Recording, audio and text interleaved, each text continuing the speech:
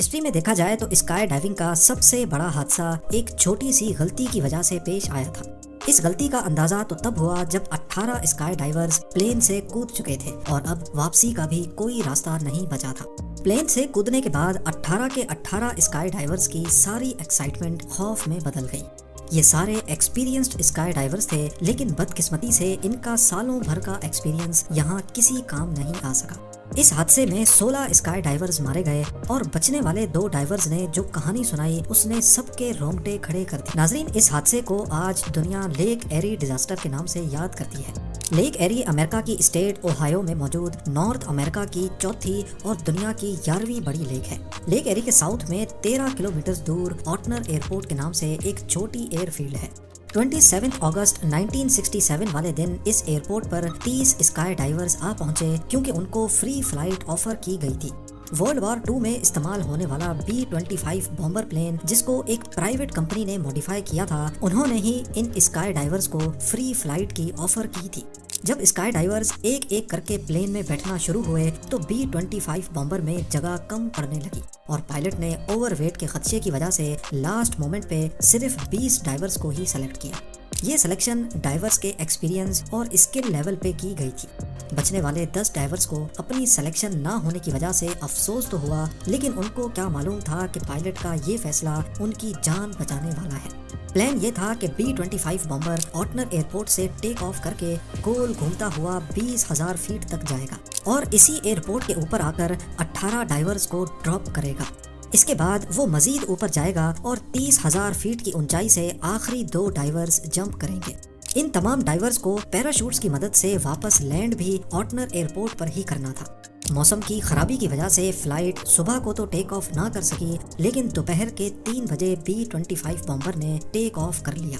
Plane میں بیٹھے تمام ڈائیورز بہت زیادہ ایکسائٹڈ تھے کیونکہ ایک تو ان کو فری فلائٹ مل رہی تھی اور دوسرا بامبر پلین سے جمپ کرنے کا ان کا پہلا ایکسپیرینس تھا۔ B-25 کے ٹیک آف کے بعد ایک چھوٹا سیسنا 180 پلین بھی اسی ایئرپورٹ سے ٹیک آف ہوا۔ اس کو 12,000 فیٹ کی اونچائی پر رہ کر اسکائی ڈائیورز کی چھلانگیں کیمرہ میں کیپچر کرنی تھی۔ ادھر B-25 جس میں ڈائیورز موجود تھے وہ اسپائرل کرتا ہوا اوپر کی طرف جا رہا تھا۔ موسم کی خرابی کی وجہ سے دونوں جہازوں کے پائلٹس قریبی ایئر ٹریفک کنٹرول ٹاور کے ساتھ کنیکٹڈ تھے جو ان کو ان کی لوکیشن بتا رہے تھے۔ فائنلی 1 گھنٹے کے بعد B-25 بامبر 20,000 فیٹ کے الٹیٹیوڈ پہ پہنچ چکا تھا۔ پائلٹ نے کنٹرول ٹاور کو ریڈیو کیا اور اپنی لوکیشن پتا کی۔ اس دور میں GPS ٹیکنالوجی نہیں ہوتی تھی، لہٰذا اگر موسم خراب ہو تو پائلٹس کو کنٹرول ٹاور سے مدد لینا پڑتی تھی۔ کنٹرول ٹاور نے B-25 کے پائلٹ کو بتایا کہ وہ آٹنر ایئرپورٹ سے 9 کلومیٹر دور ہے اور اس انفارمیشن کے حساب سے B-25 کی لوکیشن میپ پر کچھ یوں تھی، یعنی اب وہ ڈراپ زون کے قریب پہنچ چکے تھے۔ اس کے ٹھیک 1 منٹ کے بعد سیسنا 180 کے پائلٹ نے بھی ایئر ٹریفک کنٹرولر سے کانٹیکٹ کیا اور B-25 کے حساب سے اپنی لوکیشن پتا کی، کیونکہ موسم کی خرابی کی وجہ سے سیسنا کے پائلٹ کو B-25 دکھ نہیں رہا تھا۔ ایئر ٹریفک کنٹرولر نے سیسنا کے پائلٹ کو بتایا کہ وہ B-25 سے 9 کلومیٹر پیچھے ہے، یعنی میپ پہ دیکھا جائے تو اگر B-25 کی لوکیشن آٹنر ایئر فیلڈ سے 9 کلومیٹر دور تھی تو سیسنا کی لوکیشن B-25 سے بھی 9 کلومیٹر پیچھے اور آٹنر ایئرپورٹ سے 18 کلومیٹر دور بن رہی تھی۔ چند منٹوں کے بعد 20,000 فیٹ کی اونچائی پر B-25 کے پائلٹ نے دوبارہ سے اپنی لوکیشن معلوم کی اور اس بار کنٹرولر نے ان کو بتایا کہ اب وہ آٹنر ایئرپورٹ کے اوپر پہنچ چکے ہیں۔ اسی پر پائلٹ نے 18 اسکائی ڈائیورز کو جمپ کرنے کا اشارہ دیا۔ وہ چھوٹی سی غلطی جو اسکائی ڈائیورز کی جان لینے والی تھی وہ اصل میں ہو چکی ہے، پر فی الحال معلوم کسی کو بھی نہیں۔ اس اونچائی پر ٹیمپریچر -30 ڈگری سیلسیس تھا۔ اسی وجہ سے تمام اسکائی ڈائیورز نے اپنے اوپر جمپ سوٹس کی ایکسٹرا لیئر چڑھائی ہوئی تھی۔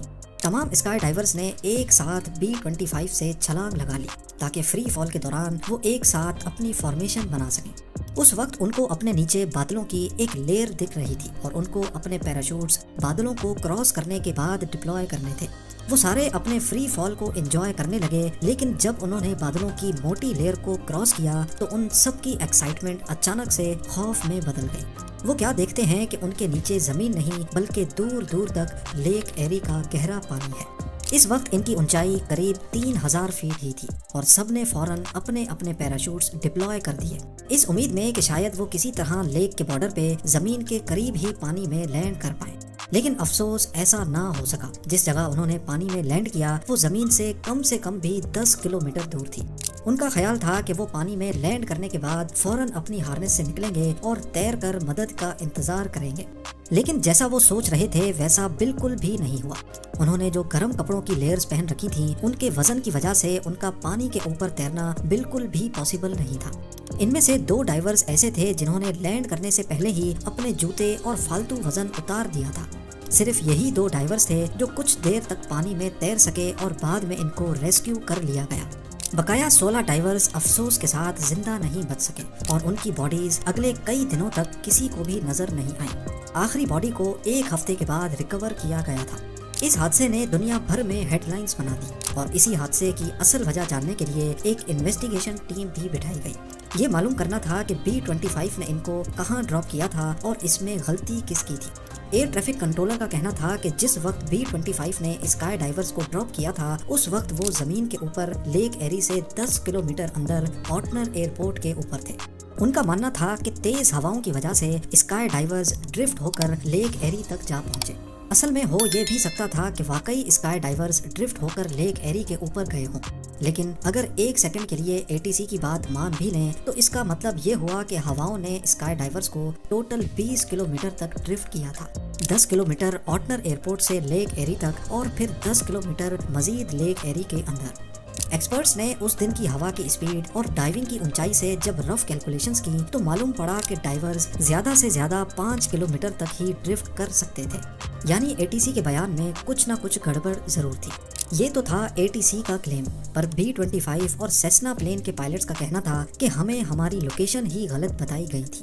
آخرکار انویسٹیگیشن میں یہ بات نکل کر آئی کہ جس وقت دونوں پائلٹس نے ATC سے اپنی لوکیشن پوچھی تھی اس وقت کنٹرولرز کی شفٹ چینج ہوئی تھی اور دوسرے کنٹرولر نے B-25 کو جو لوکیشن بتائی وہ اصل میں سیسنا کی لوکیشن تھی۔ یعنی جب B-25 کے پائلٹ کو یہ بتایا گیا کہ وہ آٹنر ایئرپورٹ کے اوپر ہے، اصل میں اس وقت سیسنا 180 ایئرپورٹ کے اوپر تھا اور B-25 لیک ایری کے اوپر۔ اس کے علاوہ ڈائیورز اور پائلٹ سے یہ غلطی ہوئی کہ انہوں نے ایویشن کے لاز کے خلاف جا کر ٹارگٹ کو دیکھے بغیر جمپ کیا تھا۔ 16 پائلٹس کی یاد میں اگلے 2 سالوں تک دوسرے اسکائی ڈائیورز فلوٹنگ اکوپمنٹ پہن کر خود کو جان بوجھ کر لیک ایری میں لینڈ کرواتے تھے۔ 1972 میں کورٹ نے فیڈرل ایویشن اتھارٹی کو ان 16 ڈائیورز کی موت کا ذمہ دار ٹھہرایا اور B-25 پائلٹ کا لائسنس ہمیشہ کے لیے سسپینڈ کر دیا گیا۔ اس کے علاوہ اسکائی ڈائیورز کے لیے یہ رول بنا دیا گیا کہ وہ کسی بھی پانی سے 50 کلومیٹر دور ہی جمپ کریں۔